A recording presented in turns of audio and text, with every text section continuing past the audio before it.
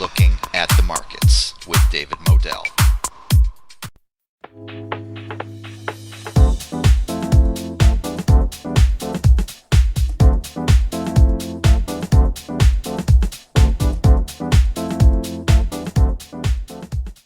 Hello and welcome to Looking at the Markets with David Modell. I am such a fan of gold, commodities in general, sure, but I'm a fan of gold as a long-term investment, not just an inflation hedge, but also a growth investment. And I've got a premier expert, Mr. Neil Woodyer, CEO of Erez Gold, an exciting company with a huge growth story.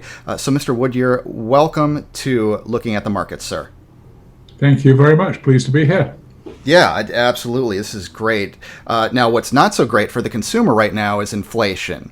Janet Yellen is telling us not to worry about it. The Fed is telling us not to be concerned about it. And yet I feel that inflation is a real concern. I mean, look at consumer prices on just about everything from lumber to food. So inflation and other catalysts, I believe, are going to be huge for gold. How do you see the catalyst for gold right now? Well, many years ago, I gave up believing what politicians said, and I think I'm in the same state of mind with central bankers too. I think that there is too much confusion out there. Nobody is really getting to grips with some of the fundamental problems the world is facing, both from a COVID point of view and an economic point of view and a political point of view. Europe's a mess. America's going from one side to the other. I think we're in very uncertain times. A lot of money has been spent and has to be spent on COVID, keeping people whole. And it's going to come home and roost, and it's only good for gold. Absolutely. And I see the demand for gold just increasing, central banks loading up on gold, and it is just such a great hedge and great for growth as well. It should be in just about anyone's portfolio. Would you agree that gold has a place for any modern portfolio? Well, it certainly has a place in my portfolio, both in terms of gold stocks, Erez Gold, and physical gold. So yes, I believe it does. I believe it's a long-term, sensible element of a portfolio. Doesn't have to be huge within the portfolio, but it really should be there to a few percentage points one way or the other. Definitely. Yeah, absolutely agree. And you mentioned the possibility of having physical gold as well as gold mining stocks. I think that's a great combination. And if people are looking for a gold mining stock, why not check out Erez Gold? And first of all, I just want to get back to the beginning. What is the relation between Caldas Gold Corp and Erez Gold? Erez Gold used to be called Caldas Gold Corp. It is now called Erez Gold. We about 3 months ago now, we did a private placement. We arranged a private placement, a group of us, for $85 million, which was the amount of money that was needed to complete the financing for the expansion of the mine and the creation of the new mine. About $270 million is required. We put the last 85 in as investors, and we took over the management of the company, and we took over the board of the company, I think in early February. So since then, we 10, 12 weeks, we've been now running the company called Erez Gold, the ex-Caldas Gold. Got it. Which ends Marmato mine in Colombia. Right, okay. And there was a huge milestone achieved recently. Erez Gold graduated to the TSX, that's the Toronto Exchange, ticker symbol Erez, A-R-I-S. And also there's an American ticker symbol on the OTC markets, ALLXF. But what is the significance of graduating to the Toronto Stock Exchange? I think it shows the level of confidence of the company, that the company is going in the right direction, the risk profile is reduced, the upside is there, and size, and also management confidence. So it was a great move for us. We were able to transfer from one exchange to the other because we went through a process before we closed of negotiating with exchange, and we did it in about 10 days of closing. We were listed on the Toronto Exchange. Yeah. So not long ago, Erez Gold released the company's 2020 financial results. These are outstanding results. Can you give us maybe just a few highlights to tell us about?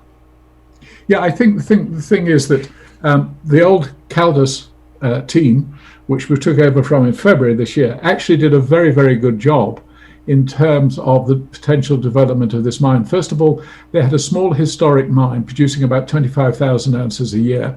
But below that, they found a porphyry, a large porphyry. They carried out a drill program. They identified 2 million ounces of reserves. They completed a pre-feasibility March, April last year. They then went on to raise most of the money required, and we finished that gap, the 270 required to finance it. And they also negotiated with the government a 30-year mining extension. So it's ours to mine for 30 years with government approval. What we did is we came in as the new management team, having done this kind of thing before and having a very clear strategy as how we would develop the company in the long term, and also having the expertise and capability of implementing that feasibility study and actually building the mine, which we've started to do now. We've just appointed an EPCM contractor, and we put our own people in running the mine and improving the old mine, improving the efficiency and operation of the old mine. At the same time, we're beginning to build the larger mine underneath. And within a couple of years, we should be producing about 200,000 ounces a year. Yeah, I actually read about that. So we're talking an expansion of production from 25,000 ounces a year to 200,000 ounces a year. That's a 700% increase. Am I reading that correctly? You're reading that correctly, but if I can put that into context for you, this is only the first step as far as we're concerned in our plan. Our plan, the Erez plan, is not just to build Marmato mine up to 200,000 ounces. It's to build a significant intermediate mining company, which we have done in the past twice before, both Endeavour Mining and Erez Gold Mining. You start with a single small asset, which we have done here, which we will expand, which is our current position. Then we add other assets to it by acquisition or by building. And we get to the state where we have a number of mines, because the market values a larger portfolio of mines more than it does the individual elements. So junior one mine companies don't get valued as well as larger companies with multi-mines portfolio. So our objective is to build that portfolio up over a period of years, as we did at Endeavour and as we did at Erez Gold, and getting a much higher market value for the company at that stage. Now, also in my research, I discovered so many experts on the executive board and at the management level at Erez Gold. It was like a who's who of commodities experts and authorities. Who are some of the key individuals, and what were the roles be? Well, let me refer to the management team first of all. The management team and myself started Endeavour Mining in West Africa in 2010. By 2016, we actually had 6 mines. 2 we built, 4 we bought. In fact, we bought 5 because we sold a couple on the way.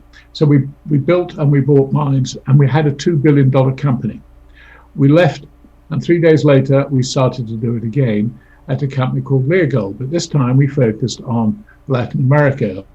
I had a mine in Mexico. We doubled the reserve within a year. We bought 3 mines in Brazil. In about 9 months or so ago, we merged that with Equinox.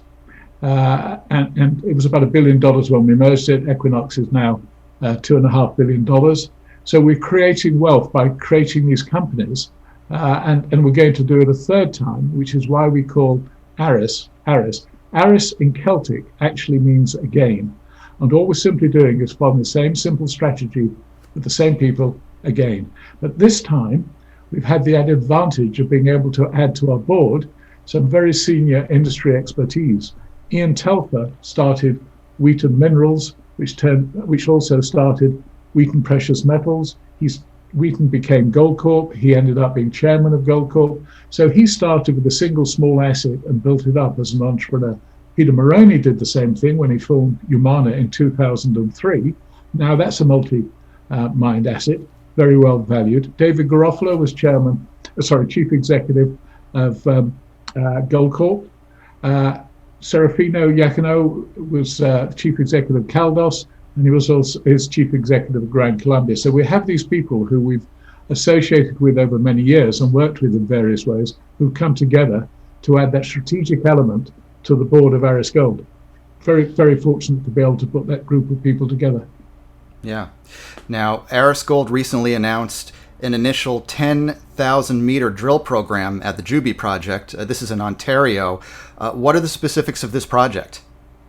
Well, in addition to the Colombian mine, Marmato, Caldos had also just invested in the Juby project. The Juby project is very, very well located in the Abitibi Belt. It hasn't had any exploration for a couple of years or so now. So we've decided to follow on the recommendations. It has about 700,000 ounces identified resource.